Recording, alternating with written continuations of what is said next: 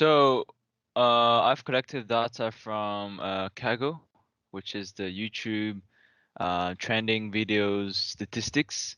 So that made me question a thing about what makes a YouTuber a great YouTuber. So let's get into it. So I've got the data, and it's got a couple sections. It's got various amount of dates, category, ID, but this fits in different categories. So I'll later. So it's got those sections. Let's get into it. So I've done the average views of the top 15 categories. We can see that the top is music. Obviously, people listen to music the most on YouTube because it's very easy, very obtainable. But people watch education the least because people don't like to study that much, I guess. So that's the total views. So let's compare those two graphs. So on the average, the top three are the non-profits and activism and film and music. So there's a lot of consistent um, activism fans and animation fans and music fans. But on total, it's different. It's just solid film, entertainment, and music. So we can see that most people just like to watch those things on a very casually.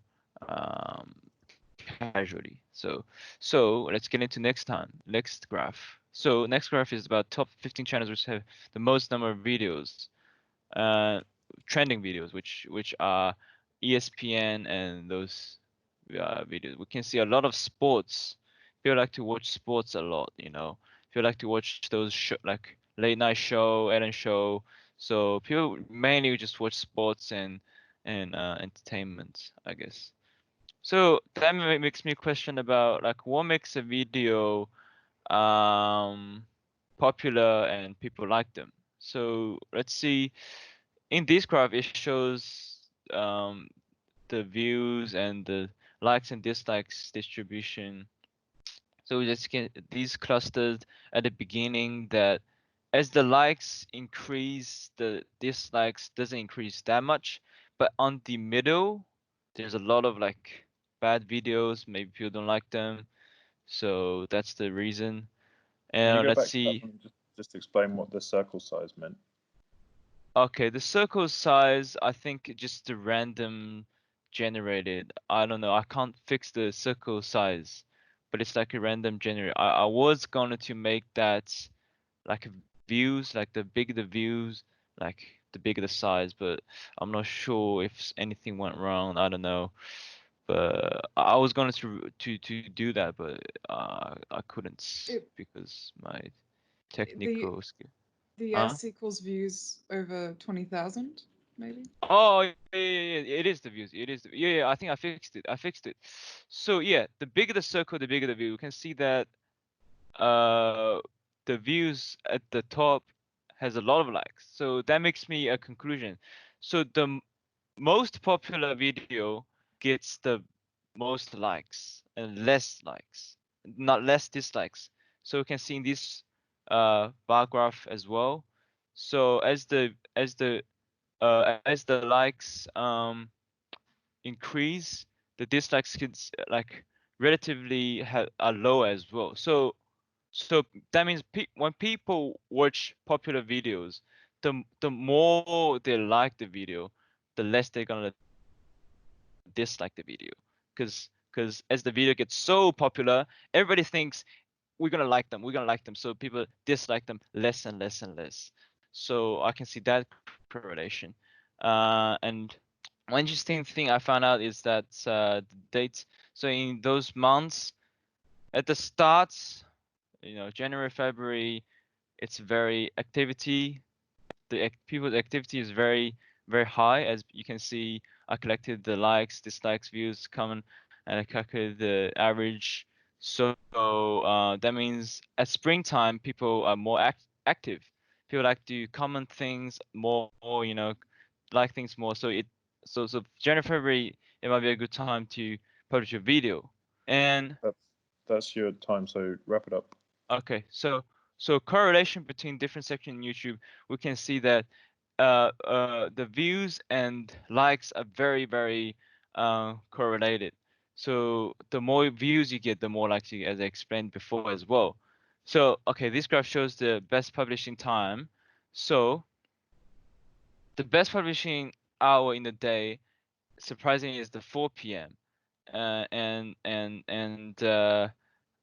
That's just average amount of views that we get is 4 as well, and but it's 4 a.m. I don't know why that's the case, and but I'll figure it out later. That shows the key for popularity is the length of the title. So we can see from this histogram is that uh, length of the title within 50 letters are most popular, and the longer the worse. So that's today about my data project, and I don't know the last. It doesn't show, but I've got it here. That's just another trick to publish time is on weekends. Because weekends, the least amount of videos are being published. So you're gonna avoid Friday and Thursday because most people publish videos on those days. So you're gonna avoid those and publish your videos on weekends to avoid being competed with the other YouTubers. So, okay, that's my presentation today. Thanks for listening. Okay, cool.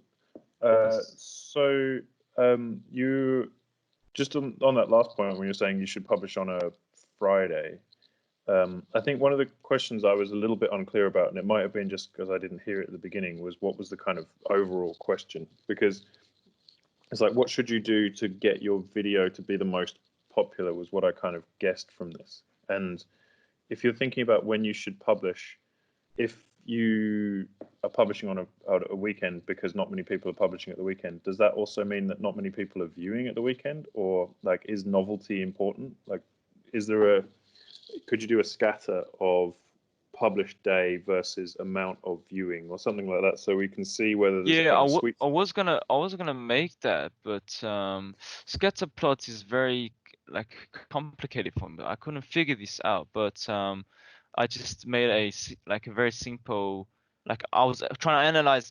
Okay, if there's less amount of videos being published in that day, that means the videos are very trending because people just watch like just these few videos because those few videos that people focusing on. So the least amount of videos publishing in that day I think is what people watch the most. So you can see on weekends there's a very few videos that got trending. So people only focus on those very few videos. I think that's the reason. So I'll try to update if I I'll learn from online Okay, as well. that's cool.